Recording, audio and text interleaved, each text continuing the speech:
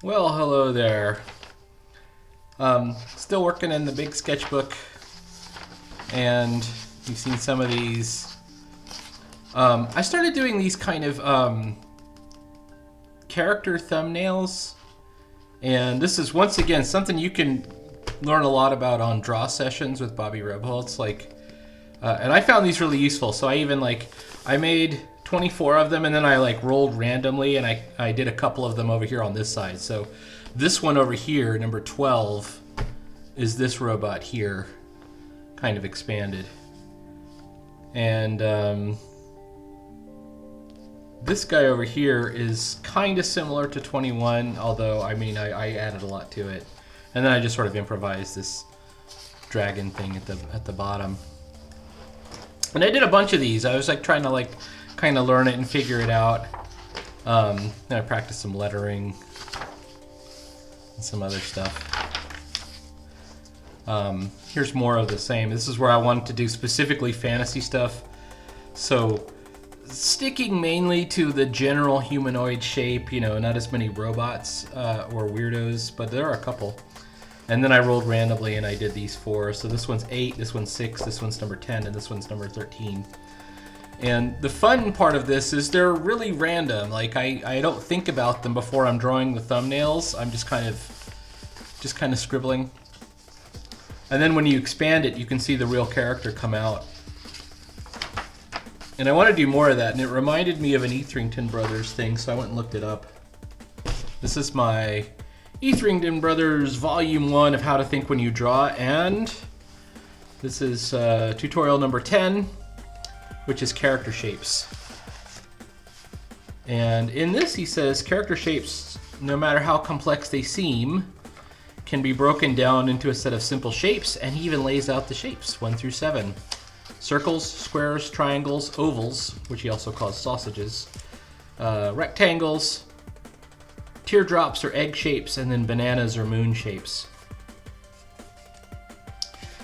And he says you can go a couple of different directions. If you use the fewer shapes, the less shapes at the core of your design, the more iconic it becomes. So for example, this egg-shaped figure, and then this box-like guy right here, and then here's a sausage that is literally a sausage.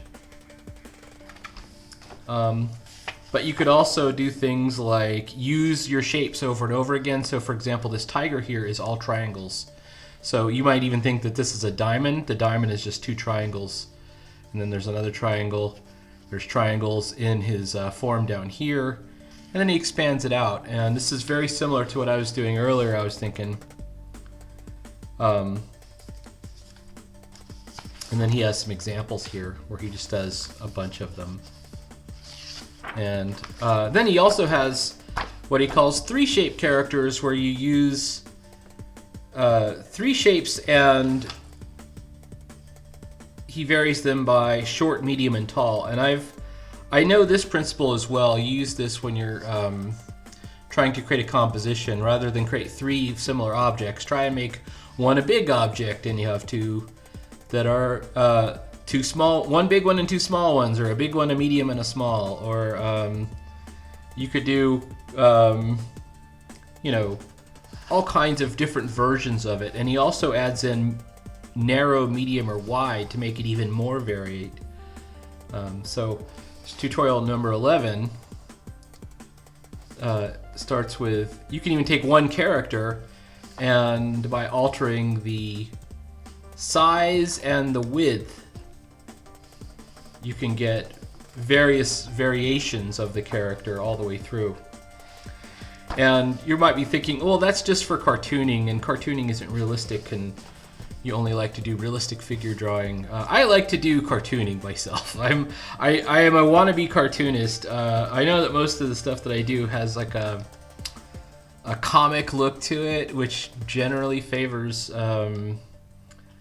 humanoid shapes, and I won't even say I'm good at it, but it can also be used for that kind of cartooning as well. He's got a short, narrow, medium height, and then a tall, medium width box here.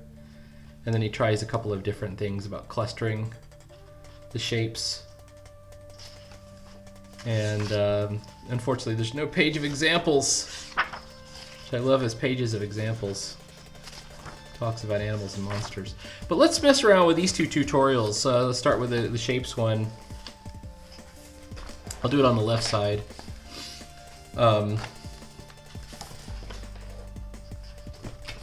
Our 7 cardinal shapes, if we're to take the Etherington brothers at their word, are circles, squares, triangles, ovals, rectangles, teardrops or egg shapes. And he calls this the banana or the moon shape. And this seems pretty elementary, right? Like the idea that you would have these 7 shapes. But even when I was drawing like the teardrop here, I'm like, am I balancing it correctly? You know, it's not as easy as, you know, it seems. You have to be thinking about and be conscious of your choices, I guess. So rather than go right in with a pen, let's start with a pencil. And I'm looking at all these guys. This one doesn't give you a formula. It doesn't say how many shapes to use or how you should place the shapes like the next one does. So we're just gonna go nuts and we're gonna create a bunch of shapes and see how it goes.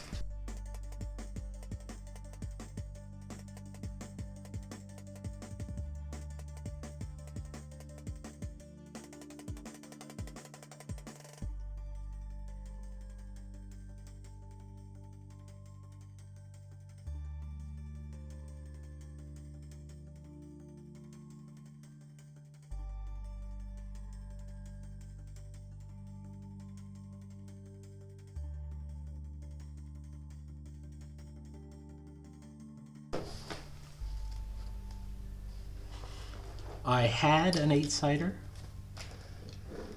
Well, we can roll a d20 and then we'll re-roll if it goes over 16. That's a good way to do it. Okay, let's do number 12.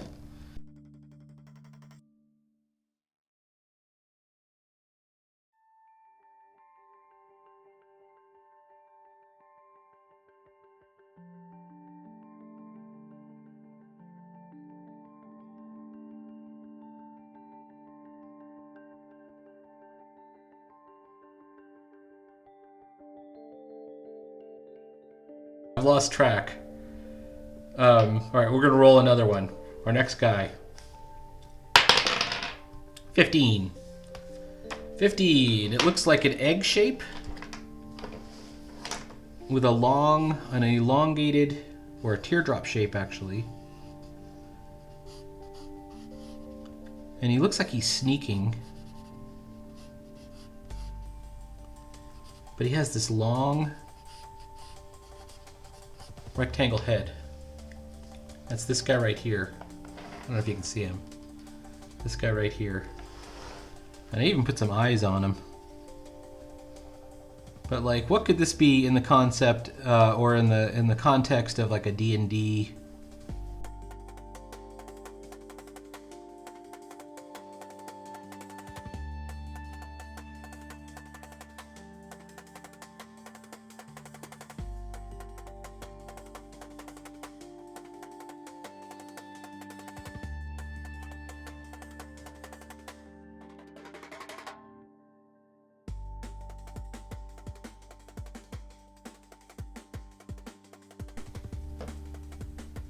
Because he has to navigate by sound.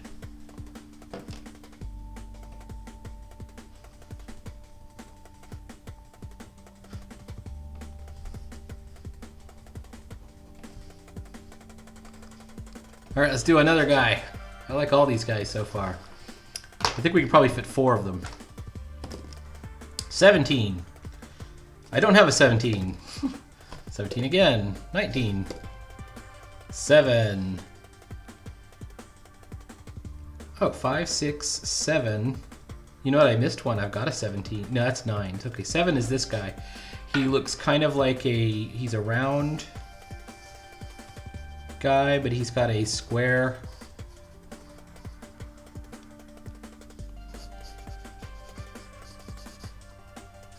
head up here, but he's tall.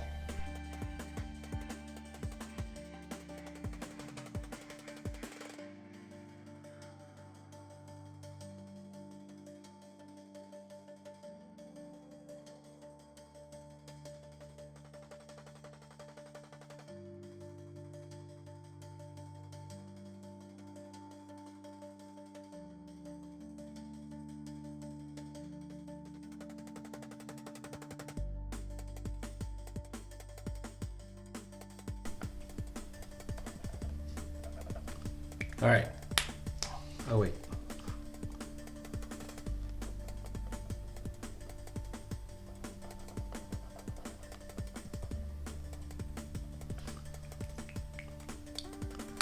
There's our copper golem.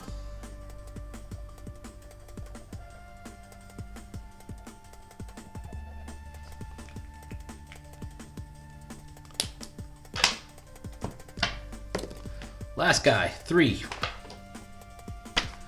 All right, this one is a bunch of squares. And I think I did it like this, and I even...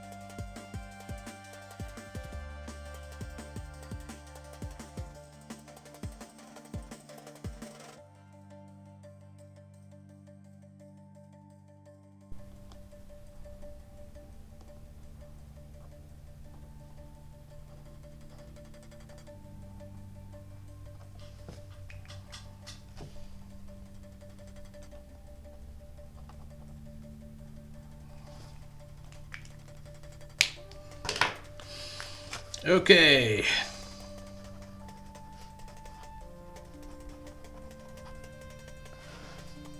Dungeon dwellers.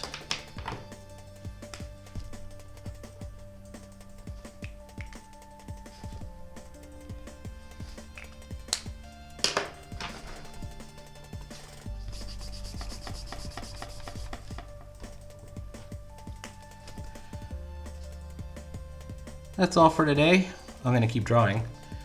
Please like, follow, and subscribe. There'll be more art every day. I'm going to really delve into this cartooning thing. It's actually a lot of fun.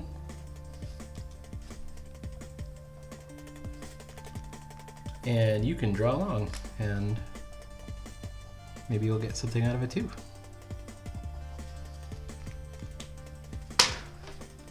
Talk to you later.